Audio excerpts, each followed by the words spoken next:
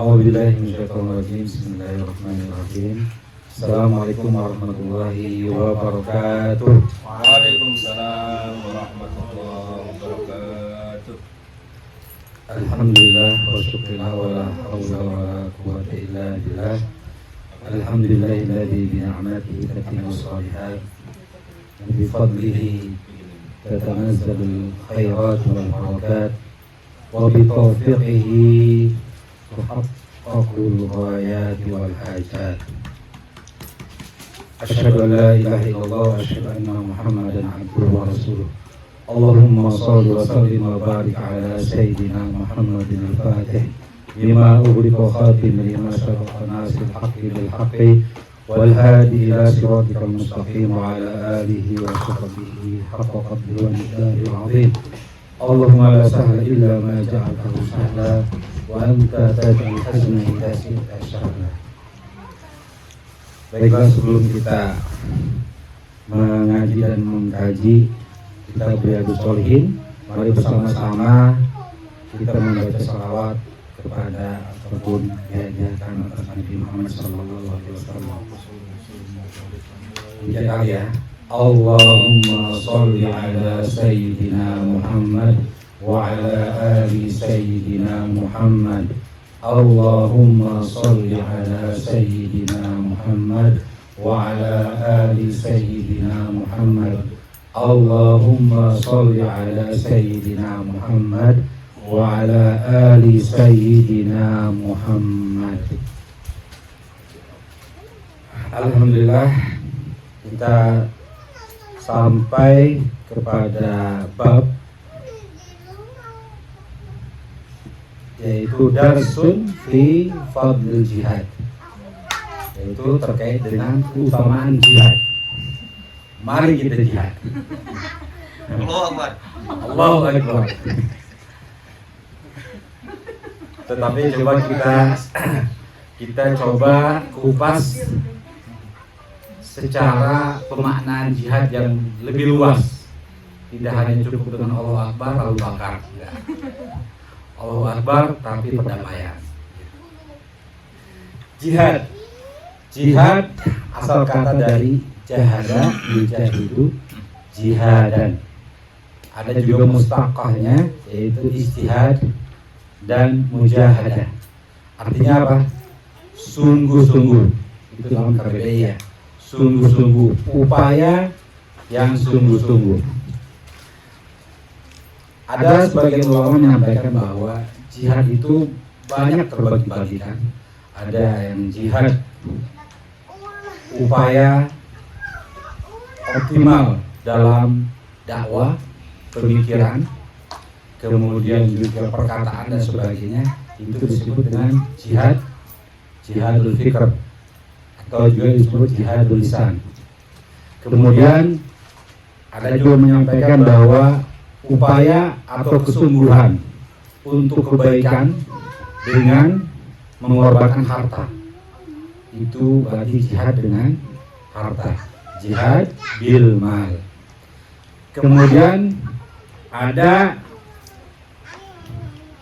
yang mengartikan jihad itu jihad badan ataupun fisik, yaitu jihad perang suci, artinya saling konfrontasi antara lawan, gitu. Itu jihad nafs ataupun jihad qital, itu dalam peperangan. Ya, karena arti jihad itu banyak sekali luas, seluas bagaimana Islam itu juga artinya sangat luas, dan juga ajarannya sangat luas, mencakup seluruh lini kehidupan manusia, ya, dari yang terkecil sampai yang terbesar. Itu Islam. Nah, itu juga jihad. Makna kesungguh-sungguhan dari yang sesungguhnya yang kecil sampai sesungguhnya yang besar. Artinya, mungkin kalau seorang pelajar hanya datang ke kampus gitu kan, itu adalah jihad juga, tapi jihad kecil. Ya. Kemudian ada jihad yang memiliki harta, biasa sedekah subuh misalnya kan.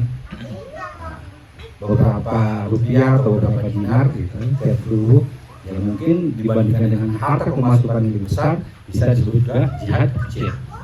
Tapi kalau jihad besarnya ya menafkahkan seluruh hartanya, itu jihad besar dalam jalan Allah ya, dalam kebaikan. Fisabilillah.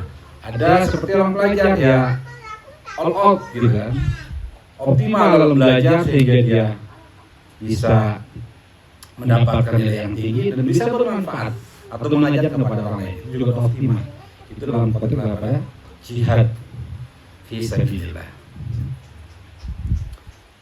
Kemudian jihad tidak bisa kita pungkiri juga, itu merupakan ajaran Islam, ya. Karena berapa kalimat jihad tertera dalam Al-Quran? Ada yang mengatakan 36 kata jihad dalam Al-Quran, ada yang sampai 40 kan? Karena di situ ada makna jihad yang memang untuk jihad dalam arti sesungguhnya ataupun jihad al-mujahadah. Ya. Bahkan para ahli fikih mengatakan jihad juga ijtihad, ya kan? Ijtihad seperti ijtihad mutlak yang kita kenal adalah para ahli fikih siapa? Ijtihad mutlak ya Imam Hanafi, Imam Maliki, Imam Syafi'i, Imam Hambali itu mujtahid. Yaitu mujtahid mutlak artinya beliau adalah yang sudah menempuh jalan ijtihad, kesungguhan dalam berpikir, berdakwah, menulis kitab dan sebagainya, itu adalah mujtahid mutlak.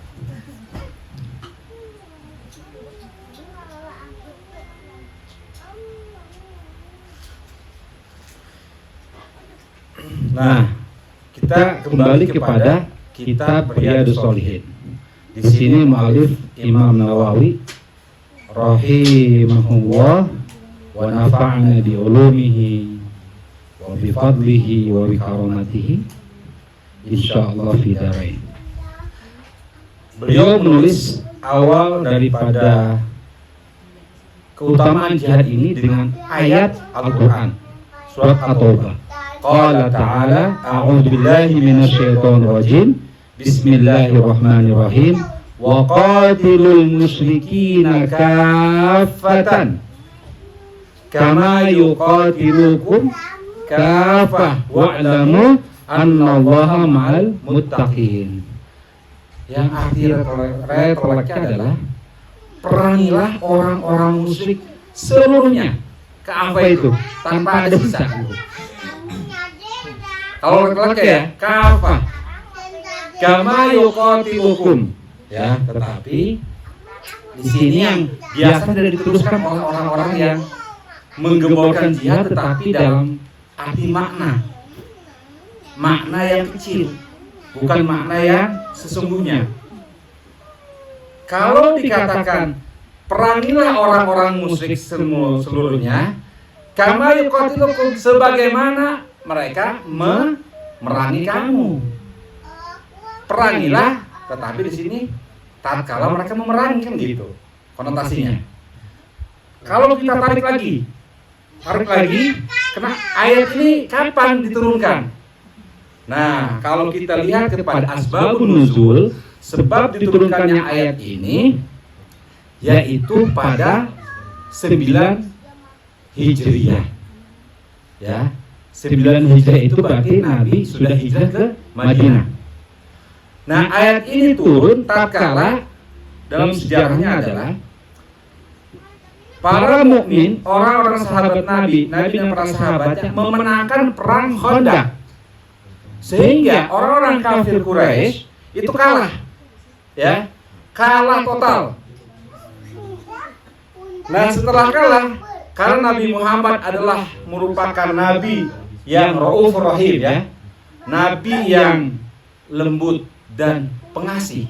Nah, ini ingat lagi nih pelajaran kita kemarin kan tentang Nabi Muhammad. Ya, kenapa kita harus memuliakannya? Karena Nabi Muhammad adalah satu-satunya makhluk yang disematkan oleh Allah Subhanahu wa taala sifatnya. Ya, wabil mu'minina raufur rahim. Engkau Muhammad terhadap orang-orang mukmin bersifat rauf, sangat lembut, rahim, sangat penyayang. Kan biasanya hanya Allah kan, Bismillahirrahmanirrahim. Tapi Allah menghadiahkan kepada Nabi Muhammad makhluk yang paling Allah cintai. Itu satu-satunya makhluk yang diselamatkan, Raufur Rahim. Karena Raufur Rahim Nabi Muhammad setelah memenangkan perang Khandaq, beliau tidak semena-mena ya kan, mengambil alih Mekah. Tidak. Kan sudah menang perang. Kalau logika kita ya sudah menang segalanya kan. Artinya diambil semua, tetapi tidak. Nabi Muhammad berdiplomasi di sini. Kata Nabi Muhammad kepada para sahabatnya, para sahabatku, kita kan menginginkan umroh, ya kan, ke Baitul Haram yang ada di Mekah terutama. Bagaimana kalau kita mengadakan perjanjian? Nah, timbullah di situ pemikiran apa? Suluh Hudaybiyah. Suluh itu rekonsiliasi istilahnya, kalau bahasa kerennya lah, PBB-nya, rekonsiliasi dengan kaum musyrik yang di Mekah. Kata Nabi Muhammad, kita menginginkan untuk umroh haji, tetapi dengan keadaan aman, tidak diperangi oleh para musyrik Quraisy. Nah, sehingga kita bikin perjanjian di dalam surat perjanjian, rekonsiliasi, ya kan? Maka didatangkanlah utusan Nabi Muhammad, kemudian di sana bernegosiasi, terjadilah perjanjian kesepakatan. Ditulis piagam Hudaybiyah kan, ditempel di Ka'bah. Jadi barang siapa kaum muslim dari Madinah yang akan berumrah berhaji, silahkan, selama nggak bawa senjata. Artinya damai kita, damai. Beberapa hari, minggu, damai semua mereka. Tetapi suatu saat perjanjian itu dirobek oleh salah satu kabilah di Mekah. Artinya robekan perjanjian itu dalam di atas Ka'bah diambil, robek, artinya orang mukmin ataupun orang Islam yang datang dari Madinah untuk berumrah haji, maka bunuh. Kan gitu. Nah, setelah Nabi Muhammad mendengar perjanjian itu dirobek, dicobak-cabik, otomatis kan beliau sebagai pemimpin yang besar. Beliau sudah mempunyai tatanan negara di Madinah. Udah 9 tahun di Madinah, kan 9 tahun Hijriah. 9 tahun di Madinah sudah memiliki tatanan sebagainya. Kata Nabi Muhammad, kalau begitu mereka sudah membatalkan perjanjian ini dengan sepihak, tidak ada kesepakatan, ya, dan mereka merobek-robeknya, baru sekarang kita perang. Datanglah ayat ini, wa qatilul musyrikina kafah kama yuqatilukum kafah. Perangilah orang-orang musyrik itu sebagaimana mereka memerangi kamu. Ini ayatnya. Ini sebab-sebab diturunkan ayat ini. Bukan semata-matanya ayat ini berdiri sendiri kita harus membunuh orang-orang musyrik, orang kafir. Tidak. Tetapi ada penyebabnya. Gitu. Nah, karena ayat Al-Quran ini bukan diturunkan hanya pada waktu dan zaman itu saja, tetapi kepada zaman kita sekarang, ya, solih di kulli azman, ya, valid di seluruh zaman sampai hari kiamat, dan kita jangan melupakan juga asbab nuzulnya, sebab daripada diturunkan ayat ini, kan gitu, bukan berdiri sendiri. Artinya di sini kalau kita melihat peperangan yang dilakukan oleh kaum muslim dari sejak zaman Rasulullah sampai zaman para khalifah itu diawali dengan pembelaan diri pertama, ya, karena membela diri, diperangi, kemudian dikhianati, ya. Lalu bagaimana yang ke Cordoba katanya kan, lalu ekspansi Islam ke sini, ke Jordan, ke Romawi, ya, perang Yarmouk, perang Mu'tah ada di sini, kemudian ke Persia ada perang Qadisiyah di sana, di Iran. Lah, itu bentuk peperangan bukan? Tetap itu juga perdamaian awalnya. Kenapa? Kalau kita lihat sejarahnya, Nabi Muhammad SAW selalu mengirim utusannya, delegasinya, diplomatnya kalau zaman sekarang kan, mengirim dubesnya istilahnya, bahwa beliau menyampaikan berdamai, asli mutaslam, ya, masuk Islam atau kita berdamai, kan gitu, berdamai. Ketika perdamaian itu ditawarkan oleh Rasulullah SAW, hidup bertetangga dengan tentram, ternyata mereka merasa kibar, sombong kan. Banyak utusan Rasulullah itu langsung dipenggal kepalanya. Ada yang dibuntukin telinganya, ada yang langsung dipenggal dan sebagainya. Nah, artinya di situ tidak menghargai upaya Rasulullah SAW untuk berdamai dengan kaum-kaum Romawi dan juga Persia pada zaman itu. Sehingga timbullah ekspansi di situ. Timbullah peperangan karena mereka juga merasa terancam dan mukmin juga merasa terancam. Ya. Kemudian kita langsung ditarik pada zaman-zaman khalifah. Apakah pada zaman-zaman khalifah yang sampai ke Cordova ya, Eropa dan sebagainya, itu sebagai bentuk dari ekspansi atau penjajahan? Ya. Kalau kita lihat juga pada zaman itu mereka Eropa itu juga berada dalam zaman kezaliman, kegelapan. Banyak penindasan di situ. Banyak yang meminta perlindungan. Ya, sehingga datanglah Islam. Nah, Islam itu maksudnya perdamaian. Kalau tidak membela diri, beliau membebaskan daripada perbudakan, membebaskan daripada kezaliman. Itulah Islam. Ya. Bukan semata-mata kita kalau melihat misalkan dalam pemahaman yang dangkal, jihad itu membom membom tempat ibadah selain muslim, gereja, wihara, sinagog dan sebagainya. Iya. Nah, itu bukan hanya dangkal lagi, itu tidak menggambarkan jihad yang sesungguhnya. Karena kenapa? Kalau memang itu dibetulkan, pada zaman Rasulullah tidak ada namanya Yahudi, ya kan? Di Madinah masih tentram, mereka berhidup berdampingan. Bahkan Rasulullah sering meminjam sesuatu ke Yahudi dan Yahudi meminjam kepada orang Muslim. Ya, pinjam-meminjam, jual beli dibolehkan di situ. Nah, kalau kita mengartikan ayat ini dengan letterlah, bunuhlah, ya nggak bisa. Bunuh ini ada apa? Ya, ada sebab-sebabnya ataupun ada backgroundnya apa, ya kan? Berarti kalau orang yang membakar, membom tempat ibadah ataupun kerumunan orang, bahkan yang kita miriskan apa? Di kerumunan orang Muslim sendiri, ya kan? Lihat di Jakarta, di negara kita kan, membom, yang meninggal orang Islam juga. Apa yang dimaknai jihad sama mereka itu? Kan gitu. Itu bukan jihad, tapi apa? Jahat. Bukan jihad, itu adalah jahat. Jihad itu jahat. Iya. Kan di tempat sholat Jumat, yang Mesir gitu. Iya. Enggak di Indonesia. Di masjid ya, yang pada waktu sholat itu banyak sekali. Polres, bukan Polres. Bom panci. Bukan. Kita sholat Jumat. Jadi ketika sholat Jumat dia ikut sholat, mendakkan diri. Di Polres Cirebon. Tahun berapa? Disambut bidadari. Bidadarinya tapi bidadari neraka ya. Wah, itu fase banget sih. Anda kirim alamat rumah aja. Mau yang panci atau gula pasir itu? Karena para ulama ini memahami jihad itu adalah ya tadi defense Defense itu berarti membela diri.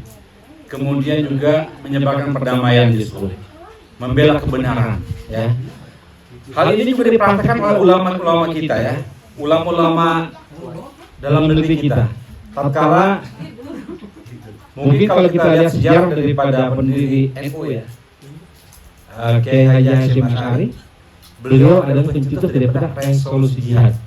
Pada zaman apa? Pada zaman penjajahan, ya. Bahkan beliau menyampaikan bahwa jihad itu fardu ain. Pada saat ini beliau bilang jihad itu adalah fardu ain, wajib, artinya bagi seluruh manusia, seluruh bagi warga negara Indonesia, baik dia yang besar maupun yang pemuda, ya, baik yang miskin maupun yang kaya, itu wajib turun. Karena apa? Membela tanah air. Membela tanah air itu wajib fardu ain. Nah, kenapa? Karena mengkiaskan Rasulullah SAW pada waktu zamannya beliau sering diserang oleh para kafir, sehingga membela tanah airnya itu adalah wajib. Karena selain fardu ain, jihad juga ada fardu kifayah sebetulnya. Fardu kifayah ini apabila seseorang menjalankan, maka yang lain gugur, kan gitu. Ada jihad, ada di dalam jihad itu. Ya. Karena tidak semuanya diwajibkan untuk berjihad tatkala kita dalam keadaan tentram dan damai. Sehingga jihad dalam arti qatil ataupun berperang itu tidak selalu melibatkan seluruh elemen, tetapi ada elemen-elemen yang diminta untuk mengajarkan ilmu, ada yang diminta untuk belajar supaya ada regenerasi, penerus dakwah dan sebagainya. Ya, nggak harus ke medan perang. Nah, ini juga kita ditarik bahwa tidak selamanya pemaknaan jihad itu adalah berperang, tidak. Karena di dalam jihad itu juga ada yang jihad tadi, jihadul mal, jihadul fikr, ya, jihadul lisan, ya. Itu juga merupakan jihad-jihad yang pahalanya sudah dijanjikan oleh Allah Subhanahu wa Ta'ala. Bahkan Rasulullah SAW ketika memenangkan perang Badar, beliau menyampaikan kepada sahabatnya, wahai sahabatku, roja'na min jihadil asghar ila jihadil akbar. Perang dengan fisik, perang dengan peperangan di medan perang dibilang atau dikatakan oleh Rasulullah SAW sebagai perang kecil. Jihadul akbar, kemudian para sahabat menyampaikan, wa ma jihadul akbar ya Rasulullah? Apa jihad akbar itu? Jihad nafs, yaitu jihad terhadap hawa nafsu. Itu lebih besar daripada jihad-jihad dengan fisik. Jihad hawa nafsu ini sangat banyak sekali jenisnya, kan? Kita ya diharuskan menekan hawa nafsu.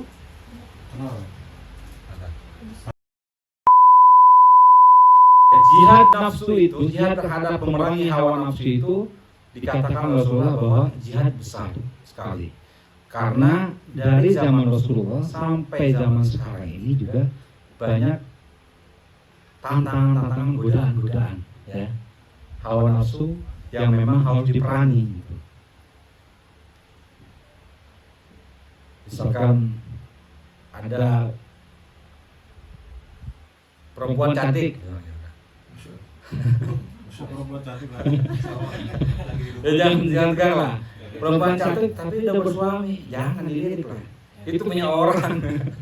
Itu jihad nafsu, ya, jihad nafsu. Kemudian melihat mobil yang bagus atau benda yang bagus, tapi bukan milik kita. Jangan kita andai-andaikan sehingga kita terbawa hawa nafsu diambil sesuatu itu punya orang. Itu juga jihad nafsu. Kata Yusuf Mansur suruh nyelawat. Oh, diselawat Muhammad gitu. Iya, Ya doa itu. Karena ada dalam sebuah hadis juga, man aroda akhirat pada ilmu, kan. Barang siapa yang menginginkan akhirat maka pakai harus dengan ilmu. Nah, ada yang menyampaikan para ulama itu ilmu itu adalah tujuannya kita akhirat dulu. Dunia akan mengikuti. Artinya kalau kita melihat sesuatu benda kita ingin untuk di dunia kita, tidak ada terbesit dalam pikiran kita, wah ini mobil bagus sekali, Allah Muhammad ya Allah, mudah-mudahan ini saya. Tapi cukup di situ. Itu perlu kita refleksi hati kita. Berarti untuk nafsu dunia kita.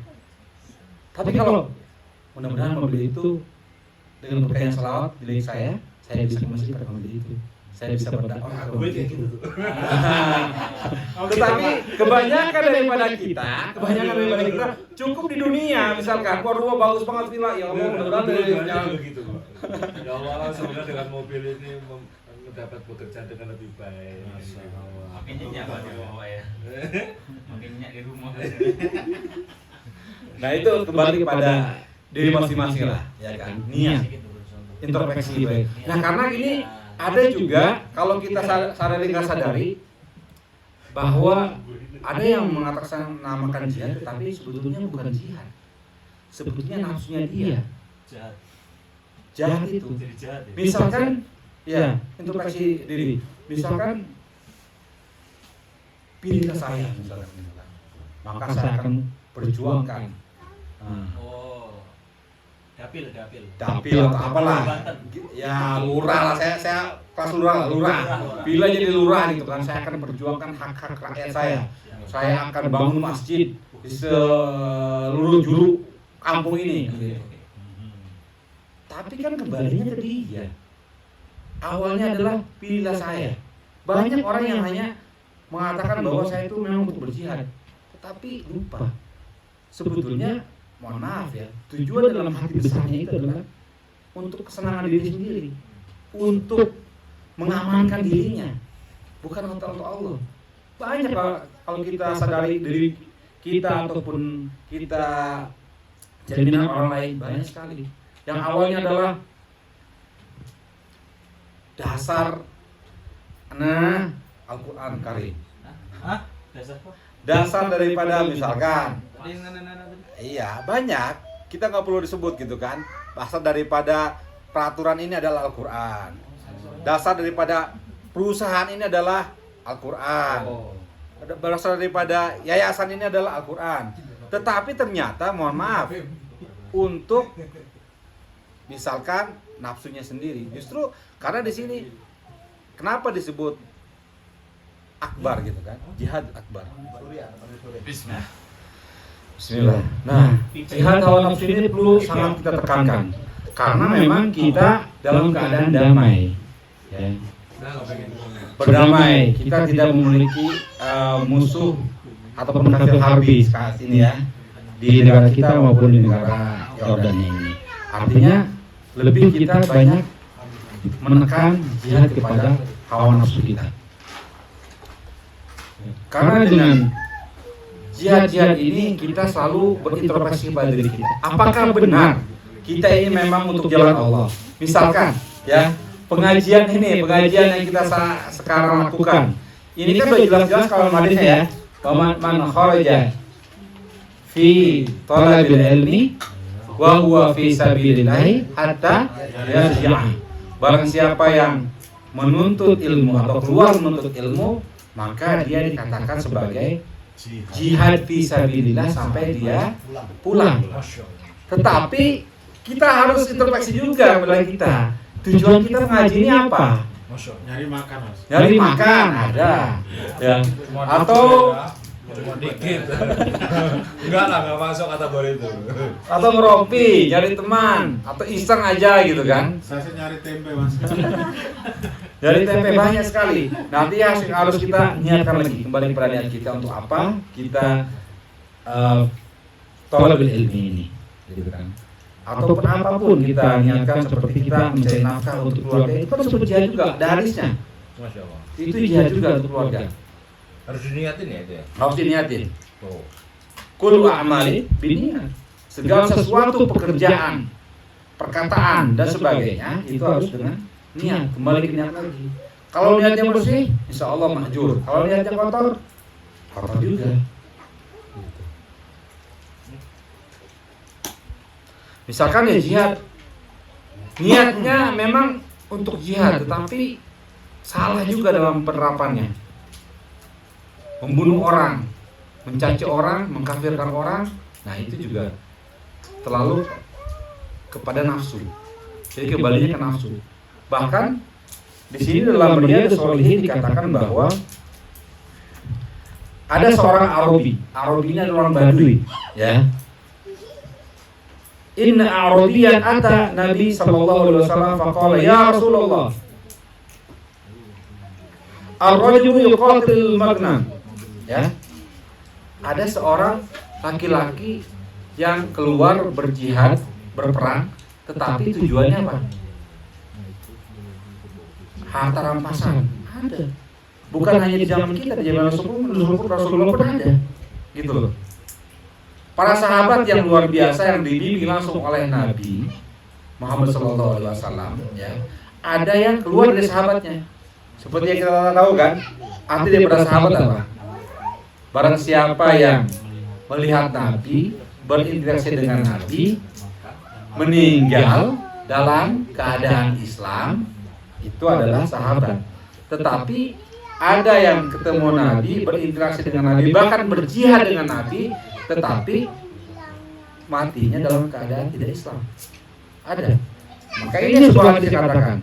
Kemudian warajul yuqatilu liyudkar. Ada juga seorang laki-laki berjihad di medan perang itu supaya diingat sama orang-orang. Dia orang mati syahid gitu kan. Warajul ya pahlawan kalau bahasa kitanya. Warajul yuqatil liyuro makana. Ada seorang laki-laki berjihad di medan perang tetapi untuk sebagai jabatan, ya, untuk dipandang sama orang lain, sehingga diangkat menjadi panglima, diangkat menjadi komandan dan sebagainya. Kemudian warajul yuqatil syuja'atan, dan ada juga seorang laki-laki yang berjihad di medan perang, tetapi tujuannya supaya dikatakan pemberani. Yuqatil ghadban, ada juga yang berjihad di medan perang, tetapi hatinya penuh dengan dendam. Ghadban, dengan kemarahan. Fama fi sabilillah, kata sahabat itu. Jadi siapa sih yang meninggal dalam syahid sabilillah itu? Faqala Rasulullah sallallahu alaihi wasallam, man qatala litakuna kalimatullah hiya al-ulya. Barang siapa yang keluar berperang medan perang, keluar berperang dengan pemikiran dan potensi yang dimilikinya, barang siapa yang berjihad dengan hartanya, ya, hanya semata untuk Allah Subhanahu wa taala, maka kembali lagi pada nafsu tadi, kita kembalikan, ya, ngaji kita, cari nafkah kita, sedekah kita. Jangan-jangan kita bisa boleh juga sih. Kadang-kadang kita sedekah supaya dilipat gandakan harta kita. Kan nafsu dunia juga akhirnya. Itu perlu kita sedikit introspeksi gitu kan. Kita sedekah, lupakan. Sedekah, lupakan. Di mana apa istilahnya? Posisi kita dalam berbuat jihad ataupun kebaikan di jalan Allah. Ini adalah makna jihad yang saya rangkum selain dari Riyadhus Shalihin dari beberapa referensi juga. Nah, kembali lagi kepada awal tadi bahwa banyak yang mengartikan secara dangkal terkait jihad, yaitu memerangi ataupun membunuh orang kafir.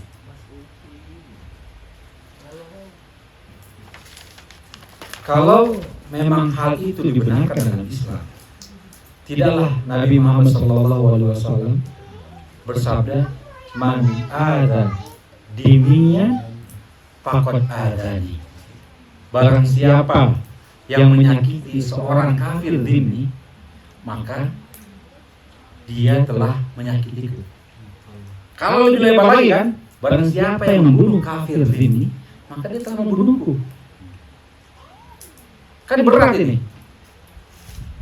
Bahwa memang sejak Nabi dan memang ajaran Islam, bukan hanya Nabi Muhammad, Nabi Adam itu tidak membolehkan membunuh. Karena hak membunuh itu, hak menyambut nyawa itu siapa? Allah saja semata. Manusia itu tidak ada hak. Walaupun atas dirinya sendiri. Gimana atas diri sendiri? Dia kan punya nyawa gitu kan, membunuh diri sendiri, membunuh diri. Itu kan tidak hak. Hanya Allah yang bisa mencabut nyawa. Hanya Allah yang bisa mematikan. Ya.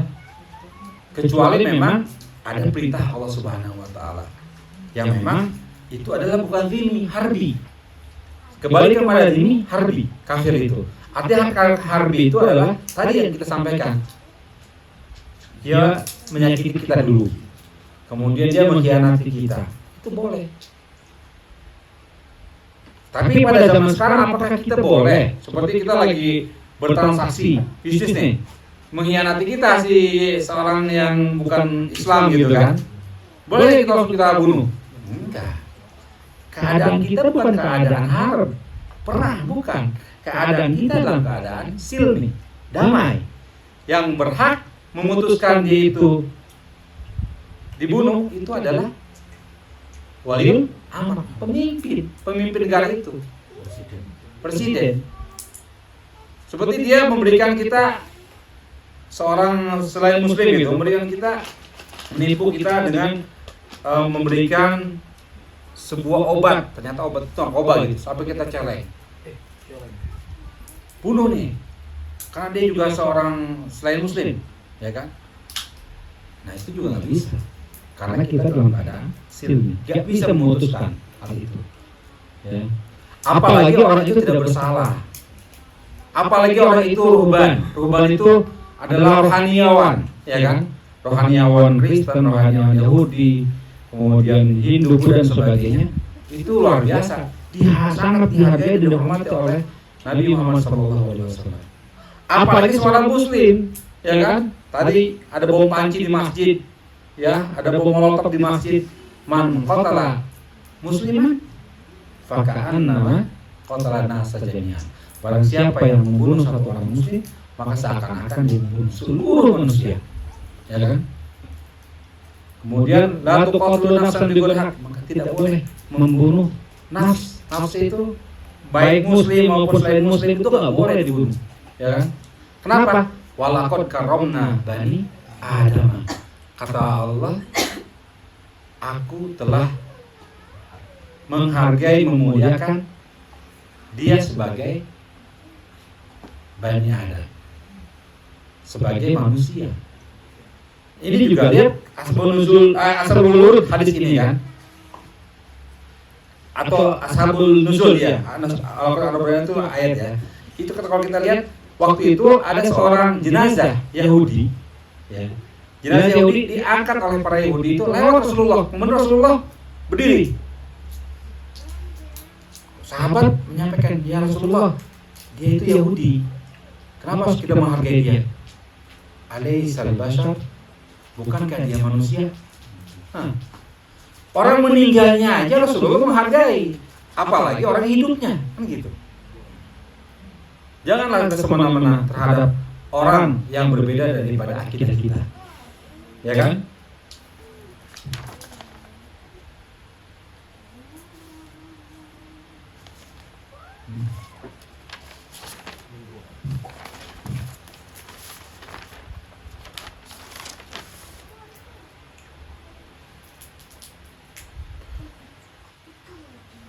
Kemudian, ya sebelum menutup, kita menyampaikan bahwa dampak daripada jihad itu apa sih? Selain kebaikan, dampaknya kalau kita meninggal di medan perang berarti apa? Syahid, ya. Syahid itu langsung masuk surga. Orang syahid. Nah, apakah orang syahid itu hanya berperang di medan perang saja? Membela agama Allah ini dengan berperang melawan kafir di medan perang? Tidak. Masih ada cara atau upaya syahid selain di medan perang, terutama pada zaman kita sekarang ini. Artinya jihad kekinian banyak sekali, jihad melalui medsos, ya kan? Kita isi medsos dengan dakwah, kita isi dengan medsos dengan yang bermanfaat. Apa tujuannya? Tujuannya untuk menyeimbangi medsos-medsos yang bermanfaat gitu. Banyak orang scroll gitu, apalagi sekarang yang sistemnya sistem algoritma. Nah, sistem algoritma kita kan udah ketik ke YouTube atau ke Instagram. Kita beli sesuatu, otomatis algoritma sistem itu langsung memberikan apa yang biasa kita lihat. Nah, kalau kita melihatnya dakwah, otomatis kan dakwah. Tetapi kalau media-media dakwah ini tidak ada, yang masuk mereka lagi, kan gitu. Penyeimbang. Ini luar biasa, jazakumullah khair nih sama Ustaz Ali. medianya. Konten kreator. Iya. Nah, konten kreator juga kalau jihad kekinian bisa, kalau memang ditujukan untuk kalimatul ulia, untuk meninggikan kalimat Allah, kalimatullah wal ulia. Bisa. Apapun yang disebut dalam pekerjaan kita, perilaku kita, perkataan kita, kalau kita niatkan untuk Allah, semua akan menjadi pahala, bahkan pahala jihad. Karena ini apa ditekankan oleh Rasulullah SAW. Jihad itu bukan hanya jihad berperang. Rasulullah SAW pernah bertanya kepada sahabat, ma ta'uddu bisyahidi fikum? Ya. Artinya apa? Apa yang kalian kira orang-orang yang mati syahid? Apa kira-kira orang yang mati syahid itu? Rasulullah bertanya kepada sahabat. Qalu, maka para sahabat menjawab, ya Rasulullah, man kutila fi sabilillah fahuwa syahid. Barang siapa yang kutila ini artinya konotasinya adalah jihad di dalam perang. Barang siapa yang berperang kemudian meninggal, dia adalah syahid namanya. Kemudian Rasulullah menjawab, qala in syuhada ummati idzan qalil. Kalau begitu, orang-orang yang mati syahid di dalam umatku sedikit toh, gitu kata Rasulullah. Ditegaskan sama Rasulullah. Qalu faman hum ya Rasulullah? Para sahabat itu bertanya lagi kepada Rasulullah. Lalu siapa yang mati syahid ya Rasulullah? Pertama betul kata Rasulullah. Man kutila fi sabilillah. Yang pertama adalah yang meninggal di dalam perang. Wa man mata fi sabilillah fa huwa syahid. Tetapi ditegaskan lagi sama Rasulullah. Yang kedua adalah barang siapa yang meninggal fi sabilillah, di dalam jalan Allah, bukan di dalam peperangan. Seperti thalib, pelajar meninggal syahid. Kemudian musafir mubah ya, meninggal syahid. Kemudian ada yang meninggal, ada beberapa hadis dikatakan bahwa orang yang meninggal tenggelam syahid. Itu disebut fisabilillah semuanya. Kemudian waman mat ta'un fa huwa syahid. Nah, barang siapa yang kena. Nah, kemarin itu banyak tuh yang meninggal. Ta'un itu apa? Wabah. Covid kemarin itu dikatakan syahid. Kalau dia mati dalam keadaan Islam, iman, ya. Orang Islam iman itu busro, artinya kabar gembira bagi orang yang meninggal kemarin itu. Saksikanlah mereka syahid, karena ada hadisnya, taun. Kenapa? Ini juga sudah ada sejarahnya pada zaman Rasulullah sahabat, ya, yang pada meninggal di sini nih, di Yordan, di Gor, di Agwar. Ada Ubaidah bin Jarrah, Amin Ummah itu artinya bendaharanya umat muslim dulu. Kemudian Sarhabil bin Hasna. Kemudian ada siapa lagi? Mu'adz bin Jabal yang Asyarul Mubasysyirin, salah satu sahabat yang dijamin pertama masuk surga, 10 sahabat. Ya. Banyak sekali dan ratusan bahkan ribuan dikatakan bahwa mereka meninggal karena wabah. Itu pada zaman Umar bin Khattab. Nah, kemudian siapa lagi? Waman mata mabtun fa huwa syahid. Barang siapa yang sakit perut juga syahid. Melahirkan syahid. Banyak sekali hadis yang lain juga enggak disampaikan di hadis ini, itu yang syahid. Ya. Seperti yang tadi man kharaj fi sabilillah juga syahid. Itu banyak sekali jalan-jalan menuju kepada syahid. Tidak harus mengorbankan jiwa di dalam jalan perang. Karena kalau kita tarik pada zaman sekarang, itu sangat sedikit sekali majal ataupun celah untuk kita meninggal di jalan perang. Karena masih tadi kepada hawa nafsu. Apakah kita nanti mengangkat pedang atau mengangkat senjata ya di medan yang kita yakini bahwa ini adalah syahid nih kalau saya meninggal. Pada zaman sekarang ya, tidak ada komando dari siapapun. Nah itu kita harus pertanyakan, apakah ini nafsu kita atau bukan? Kan gitu.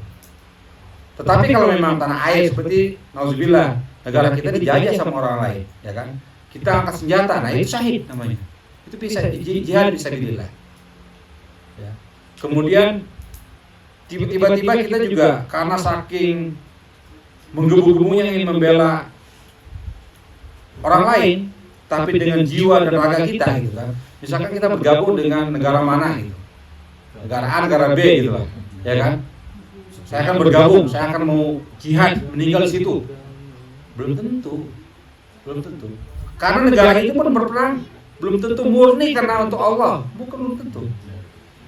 Ya, itu banyak introspeksi. Apakah kita berjihad itu dengan hawa nafsu kita atau bukan? Pokoknya nafsu kita dulu kita lihat. Ini kemana condongnya nih?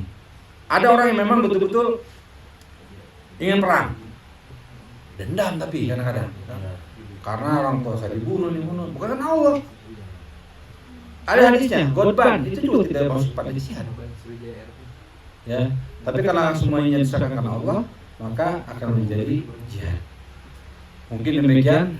Silakan ditambah para ustaz di sini. Wabillahi taufiq. Wassalamualaikum warahmatullahi wabarakatuh.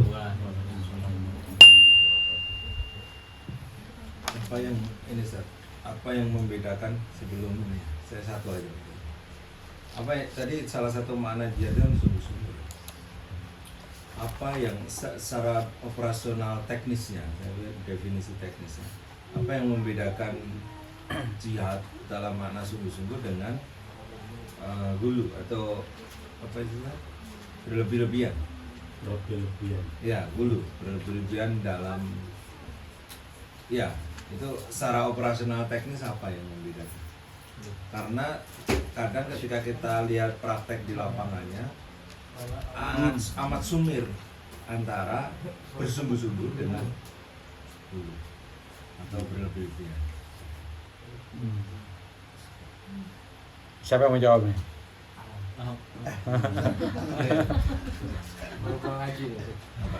Nggak belajar jihad tadi. Ngurus jamaah kan jihad gitu. Tapi kalau kembali ke pertanyaan tadi, kalau saya melihat Pak, itu perlu ada contohnya.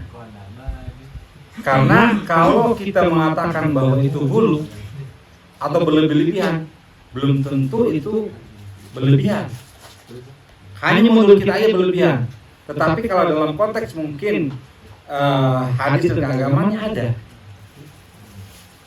Kemudian yang sungguh-sungguh ya, sungguh-sungguh tetap juga berkonteks kepada hadis dan Quran dan hadis. Kalau gulu misalkan ada yang mengatakan firqah lain nih, kita sampai aja Syiah lah, ya kan.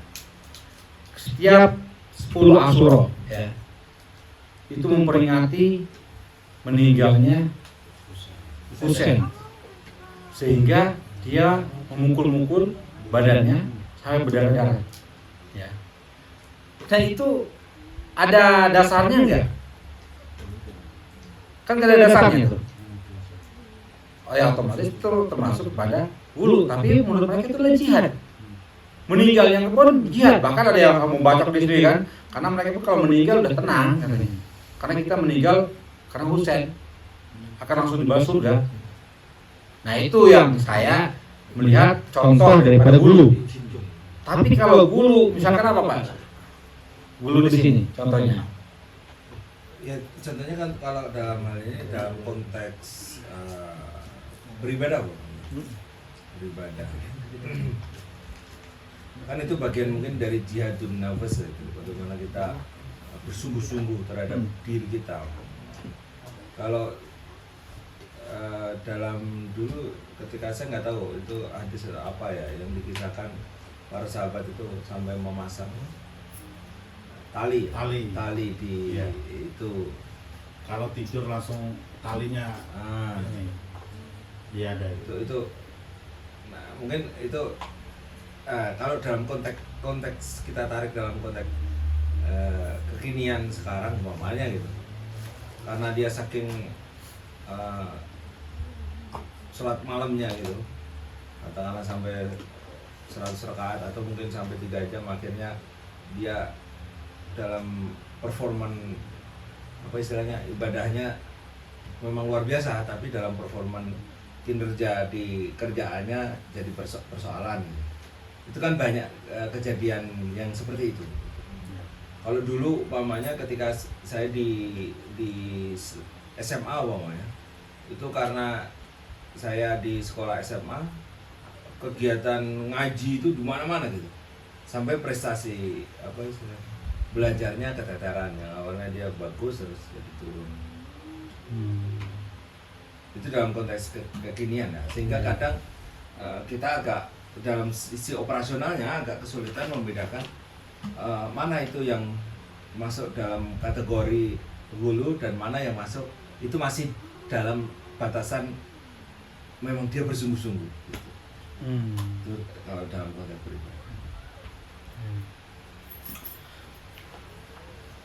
Kalau melihat permasalahan ini itu tergantung kepada orangnya, Pak. Kalau saya melihat ya, karena kenapa? Kalau kita melihat kepada orang yang memang bersungguh-sungguh dalam beribadah, tengah malam dia bangun, nah kemudian diikat. Kalau di pesantren saya juga sama tuh, pernah ada yang diikat, banyak lah yang diikat. Mungkin antum tahu lah, ada yang diikat. Iya itu. Ya. Kalau bangun berarti kan dia juga bangun. Nah, itu mungkin disebut berlebihan. Ya. Tetapi kalau memang di ibadahnya ditingkatkan, kemudian dia misalkan sampai jiwanya atau raganya juga tidak sedikit diperhatikan gitu kan, itu ada yang mengatakan bahwa dia itu tidak guru juga, karena spirit daripada ibadahnya dia itu melebihi daripada jasmaninya dia, dan itu dicontohkan oleh Rasulullah SAW. Tatkala Rasulullah setiap malam beribadah sampai kakinya bengkak kan, dan ditegur oleh Siti Aisyah, ya Rasulullah, bukannya Allah telah mengampuni dosa yang engkau berbuat sehingga engkau dijamin masuk surga? Ala akuna abdan syakur, bukankah aku tidak boleh menjadi hamba yang bersyukur?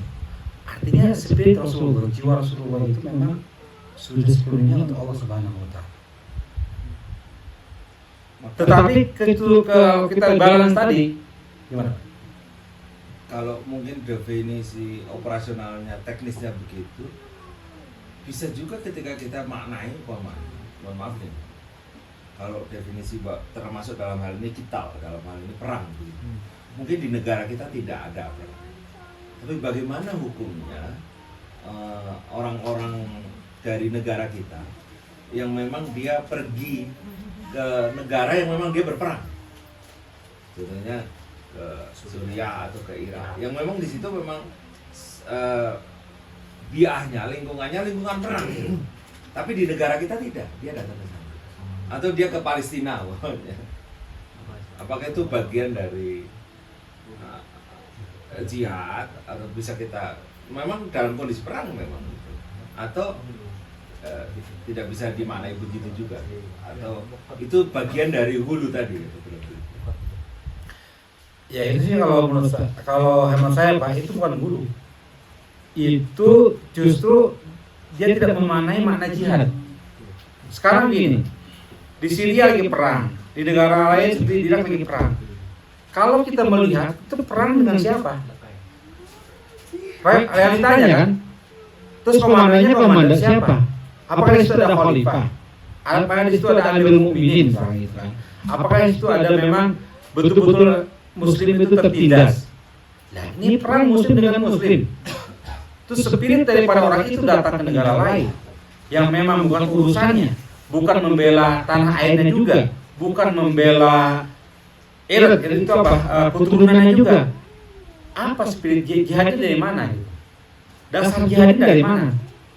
Dia tidak berdasar. Justru itu sudah salah mengartikan pada jihad. Bukan dulu lagi, salah. Kalau dulu itu berlebihan, ibadah lebih. Kemudian dia puasa maghrib buka nih. Tapi dia nggak buka, namanya puasa wisol. Ya, itu berlebihan ibadah. Wisol sampai isya ataupun sampai subuh lagi misalkan baru buka. Nah itu sudah ada teksnya. Hal-hal yang dulu itu udah memang sama Rasulullah tidak boleh gitu. Puasa wisol tidak boleh. Kemudian dalam suatu hadis juga mengatakan bahwa ada beberapa sahabat datang ke Rasulullah, ya Rasulullah, ingin sombong-sombongan gitu kan. Saya ini ibadah terus sampai saya nggak nikah. Ya. Datang satu orang lagi, bukan ini menggol istri gitu kan. Kemudian satu lagi, ya Rasulullah saya ini puasa, gak pernah saya batal, ya kan? Dan seterusnya. Tapi kata Rasulullah, ini asumu waktu. Saya puasa dan saya buka. Wah, ini atas zawajun nisa dan aku juga nikah dengan para istriku gitu. Dan menggaulinya. Artinya itu gulu, sudah dikatakan sama Rasulullah itu gulu gitu. Tapi kalau dalam konteks yang masih kewajaran, kemudian kita melihat kepada seperti yang tadi ditanya oleh Pak Aris, ibadahnya kuat, kemudian berdampak kepada pekerjaannya gitu kan. Apakah kita udah yakin gitu? Karena ada ibadah kemudian pekerjaannya kurang baik gitu. Jangan-jangan ada faktor lain gitu. Kan gitu. Kita belum nggak bisa menghukumi hal gulu tersebut karena memang itu berdasarkan penilaian sendiri gitu Pak. Mungkin ya hemat saya. Ada yang menambahkan? Udah gitu aja. Jadi yang bisa saya pahami sebenarnya interaksi kita dengan sesama manusia atau sesama Tuhan itu sebenarnya sudah ada dhawabitnya, ada aturannya khusus ya Pak. Dan tinggal nanti kita mengkiaskan saja gitu. Jadi ternyata interaksi kita dengan Tuhan itu dia tidak akan pernah sampai, sesama manusia juga pasti akan bermasalah kalau syarat ini nggak terpenuhi gitu. Jadi nomor satu niat, makanya tadi diikat masalah mengenai masalah jihad itu man qatala litakuna kalimatullahi hiyal ulya, untuk menegakkan ajaran agama. Nah, ajaran agama itu kan luas. Niatnya itu dulu. Standarnya itu. Nanti kalau niatnya sudah benar, pertanyaannya adalah apakah berarti hal itu pasti benar? Enggak juga. Ada syarat yang kedua namanya an yakuna tabi'an li Rasulillah. Harus ngikutin aturan Rasulullah. Nah, aturan Rasulullah kalau di pelajaran kita kemarin masalah moderat di dalam beragama itu, setiap ajaran Rasulullah itu pasti dia profesional. Kalau keluar dari profesional pasti bermasalah. Ya seperti itu tadi, memasakkan diri sampai dia mengikat dan lain sebagainya itu tadi, pasti nggak profesional itu. Orang yang selalu puasa terus pasti nggak profesional itu. Karena dia mungkin lemes ketika dia urusan mencari nafkah. Padahal nyari nafkah dia wajib nggak? Wajib. Orang tolabul ma'isyati faridotun. Nah, jadi sebenarnya standarnya itu harus niatnya benar, terus ngikutin ajaran Rasulullah. Letak permasalahannya sekarang itu di dalam urusan jihad itu, orang itu hanya semangatnya yang besar, tapi karena ilmunya kurang, akhirnya keluar dari syarat yang kedua. Pasti itu. Dan tidak mudah loh orang bisa syahid itu. Tidak mudah ternyata. Syaratnya itu banyak sekali gitu. Banyak sekali. Jadi di sini juga disebutkan itu, ada Sayyidina Ali itu pernah berperang. Setelah musuh itu sudah nggak berdaya, tangannya nggak ada, udah nggak berdaya, pas mau apa namanya ini? Bebas. Ditebas, dia ngeludahin, gitu. Sayyidina Ali tuh marah, makanya di dalam hadis itu ghadiban itu artinya itu.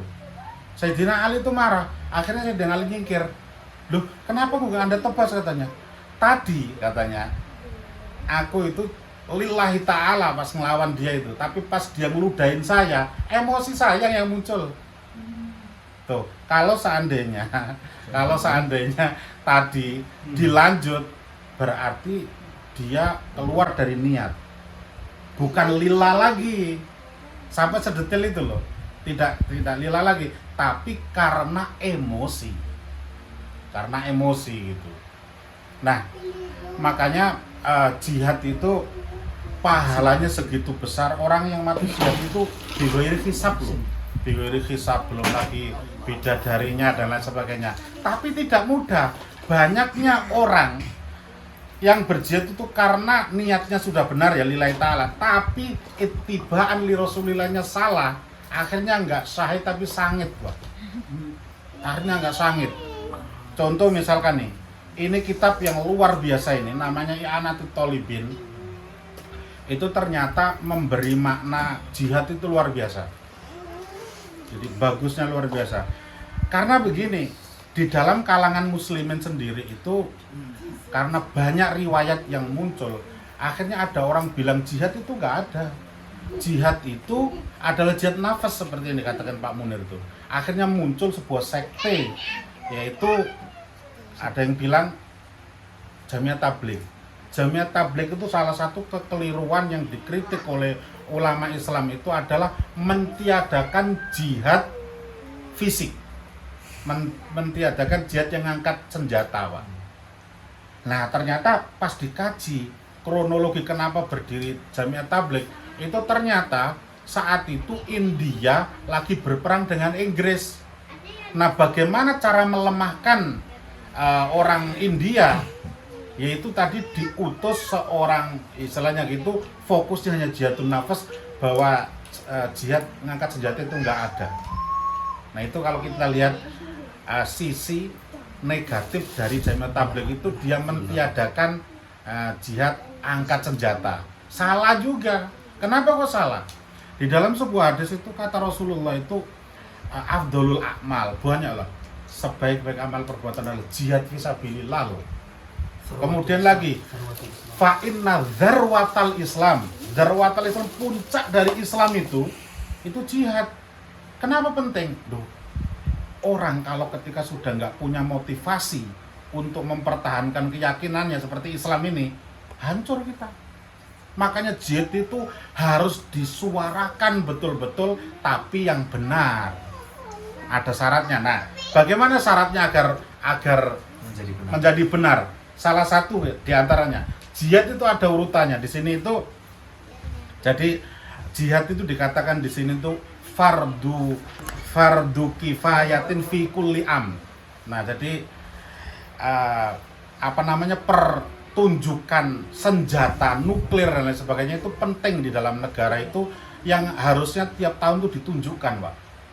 Karena ada teori begini, man aroda sulhan fasta'id harban, barang siapa yang ingin damai maka dia harus siap-siap senjata untuk berperang.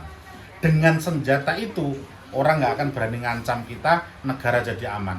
Makanya saya setuju ketika Agustusan gitu ya, tentara dikerahkan, terus pameran persenjataan itu penting di dalam sebuah agama, di dalam sebuah negara itu. Dengan begitu kita bisa tenang gitu. Barang siapa yang ingin damai maka dia harus bersiap perang. Itu teorinya. Nah, urutan jihad di sini tuh aneh, Pak. Nomor 1 itu qiyamu hujjatin diniyatin wa ulumin syar'iyatin. Jadi mendirikan pendidikan. Itu di dalam I'anatut Thalibin itu urutan jihad yang terbagus itu adalah pendidikan. Nah, pendidikan itu bisa mengenai teologi dulu benar, kemudian ajaran-ajaran syariah. Terus kemudian kedua lagi daf'u dhororin maksumin, mendirikan rumah sakit loh. Mendirikan rumah sakit, dan perlu diingat Mas Salim, nggak hanya yang muslim. Saya bacakan ini, min muslimin wa dhimmiyin musta'manin gitu. Jadi apapun agama Anda, ketika Anda dalam naungan Islam dan Anda tidak memberontak, itu wajib kita lindungi. Kita kasih obat kalau misalkan mereka nggak mampu, kita kasih makan ketika mereka nggak mampu. Kemudian selain itu ya, tuh jihad maknanya begitu. Kemudian al-amr bil ma'ruf, bagaimana kita mencegah kejelekan, kemudian menyuarakan kebaikan. Yang terakhir baru angkat senjata. Angkat senjata, tapi tetap ada, bukan berarti nggak ada. Bukan berarti nggak ada. Karena bahaya sekali loh kalau seandainya orang yang benar kemudian dia nggak punya motif untuk mempertahankan kebenarannya, itu bahaya. Makanya itu dikritik habis-habisan Jamiah Tabligh itu. Jadi jihad itu harus didukung, jihad harus tetap disuarakan, tapi harus dengan ilmu lagi. Ada syarat-syaratnya. Banyak sekali di zaman Rasulullah itu, contoh lagi, ada seseorang itu membunuh banyak orang gitu. Yang kata sahabat itu katanya, kemudian dia meninggal. Kata sahabat itu, wah ini Batol tahu, pahlawan ini katanya. Apa kata Rasulullah? Enggak, dia bukan pahlawan, tapi dia sekarang sudah ada di neraka. Tuh.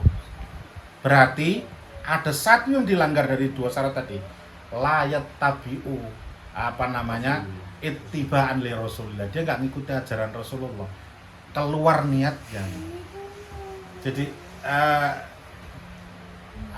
istilahnya ya. Intinya gitu. Jihad tetap harus disuarakan, tetapi dengan cara makna yang benar. Dengan cara yang makna yang benar. Saya ingin menanggapi juga itu. Saya pernah membaca Fatwa Yusuf Qaradawi bainad dhawabit wal indibat. Jadi artinya jihad itu harus ngikutin aturan. Kedua, kemudian dia harus lihat kondisi, Pak. Kondisi. Contoh, misalkan nih, ulama Afghanistan ketika dia memutuskan perang, ulama sini nggak bisa memberikan fatwa yang macam-macam karena dia tidak tahu kondisi Afghanistan gitu. Itu perlu ditegaskan karena setiap negara itu Pak pernah punya khususnya sendiri, punya aturan sendiri. Kita masih ingat Muhammadiyah dan NU saat penganiayaan di Cina itu, penganiayaan orang Islam. Uighur, ya. Di suku Uighur itu Muhammadiyah sama NU itu tahu posisi itu. Pinter mereka. Tahu. Karena banyak orang yang mengutuk Cina, banyak orang yang mau berjihad ke Cina. Muhammadiyah itu sama NU ngutus utusannya ke Cina, ketemu dengan presiden Cina, ditanya masalahnya apa? Kalian perang itu masalah agama atau masalah intern Anda? Nah ternyata permasalahannya kan masalah pemberontakan intern negara. Kalau gitu kita nggak boleh ikut campur namanya. Akhirnya dijadikan pengumuman konferensi pers itu Muhammad dan NU, ketahuilah wahai umat Islam di Indonesia, kalian jangan ikut jihad ke Cina, itu bukan urusan Islam tapi urusan negara masing-masing, rumah tangga masing-masing. Tuh sampai segitu. Jadi jihad itu sampai begini loh, rumitnya teori jihad itu. Sampai ada Yusuf Qaradawi itu punya kitab namanya Fiqhul Jihad, itu setebel ini. Nah, sekarang bagaimana kita itu mau benar dalam berjihad kita kalau kita ini aja nggak pernah baca. Jadi intinya itulah, jihad nggak boleh dihapus, tapi jihad tetap harus disuarakan, tapi dengan mengikuti cara Rasulullah SAW. Yang tadi Pak terkait dengan implikasi daripada ibadah kemudian dampaknya kepada amaliah lain kan gitu.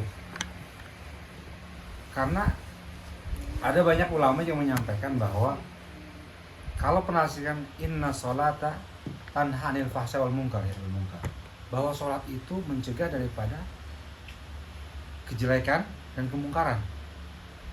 Tapi kok banyak orang yang sholat itu juga melakukan kejelekan, kemungkaran. Kenapa? Ya berarti bukan sholatnya, tapi niatnya. Pas waktu dia sholat itu niatnya memang betul-betul sholat karena Allah Ta'ala, kemudian juga memperbaiki diri sendiri, atau ada niat lain kan gitu. Karena itu sudah jaminan Allah dan Rasulnya, apabila memang ibadah kita itu sholat, itu betul-betul sholat, kemudian juga ibadah-ibadah lainnya juga sesuai dengan petunjuk Rasulullah, maka nggak mungkin berdampak negatif kepada amalia lain, bahkan akan lebih bermanfaat kepada amalia lain. Coba Rasulullah SAW paling banyak beribadah, paling banyak berpuasa, ya kan, paling banyak bersedekah. Apakah paling lemah? Ya tidak. Begitu juga sahabat-sahabat lain, ibadahnya kencang, sedekahnya banyak, gitu kan. Tetapi amalia lain lebih ansat lagi, lebih semangat juga. Jadi nggak mungkin kalau memang ibadah kita niatnya tulus, kemudian dikerjakan dengan sesuai tuntunan, berimplikasi kepada yang lain negatif. Mungkin itu. Syukur.